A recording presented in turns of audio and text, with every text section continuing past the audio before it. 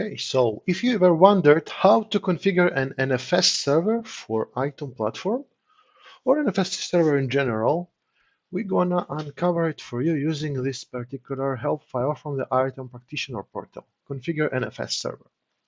Now, this document discusses the newer version of the whole suite, so it has some extra DB nodes and DB backup volumes that we are not using from previous version, and we need to configure the previous version to this. And also we don't have the high availability PostgreSQL, so we're going to do something similar, but a little bit different using the procedure below. So first thing first, we'll go to our environment and we will look at the current state of our NFS that we want to move later on. So it's going to be on our master node.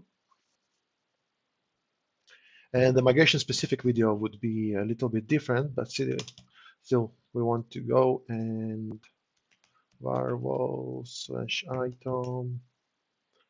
And let's see, okay, so we have OMI 0, OMI 1, DB node 1. Okay, so DB node 1 in one word, and DB back 1. So it's a little bit different from the procedure over here because it's going to be db-node-vol and yeah, well, node 2 vol. So this is practically the only difference that I can see. Oh, and the backup also is in one word, DB backup.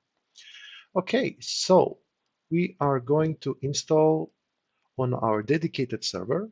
It's a 1 terabyte of higher disk space server, by the way. So it's gonna be pretty big and it can accommodate mostly of what we need.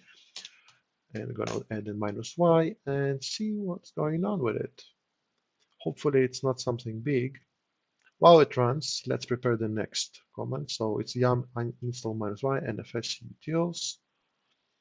That's going to be our second command on an NFS server. Okay, so we have a couple of packages already in, and we are complete. And the NFS utils, this one is also pretty fast. Yeah, NFS is pretty straightforward over here. Okay, so now we are going to create directories for ITOM, P, DBC, tab directory permissions. And then we have, okay, current districts are stored. Okay, so this is basically a list of directories that we need to create, -p. So we are going to create a list of those specific partitions, right?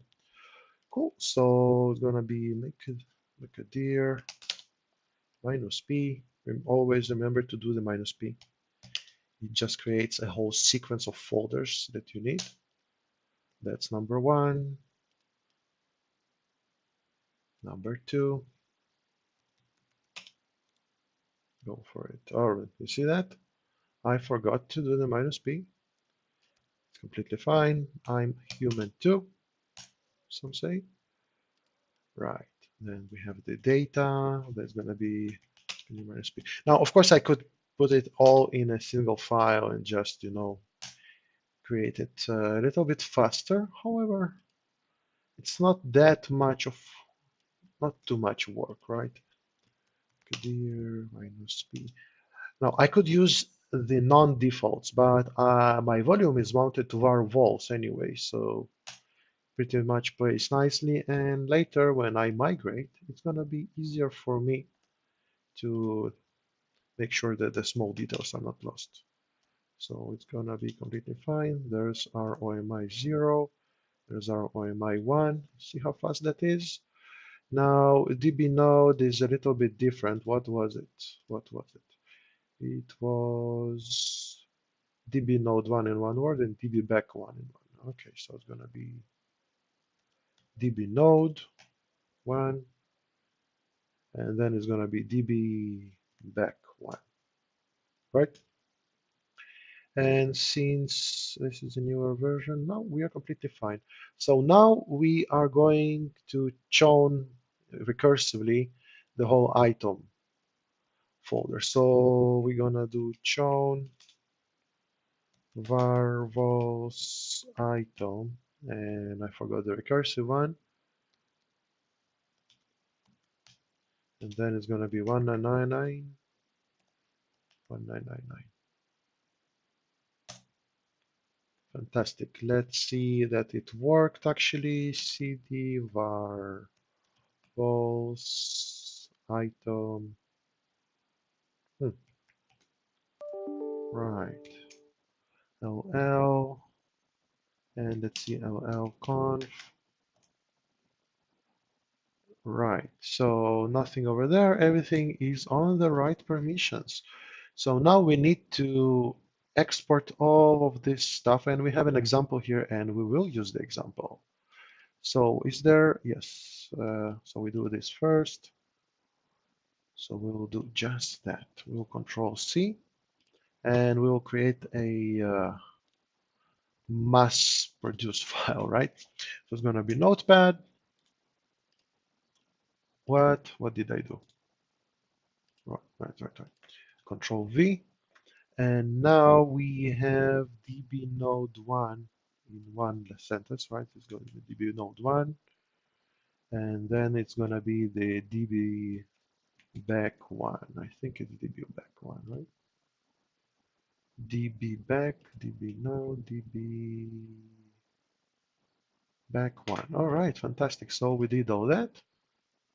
And we will just execute on all of it. No, wait. Come on. There we go. Then per the procedures, we go to exports minus export FS minus RA, probably restart all. And then, okay, so we already disabled the firewall on FS server. Now we are going to execute all of those commands, including this one. And then export FS. Let's see what it says. And we have core console. Okay, so we got all of them, right, people? And let's see if we missed anything. No, we didn't. So now we just need to power off and snapshot this server, and we are done. So I hope you liked it. It's pretty simple and straightforward, but still it's nice that a health file works all the way through from beginning to the end. Don't need to troubleshoot. So I enjoyed it pretty much. And see you in the next one when we will be actually upgrading or migrating the NFS volume from master node to a dedicated one. See you there.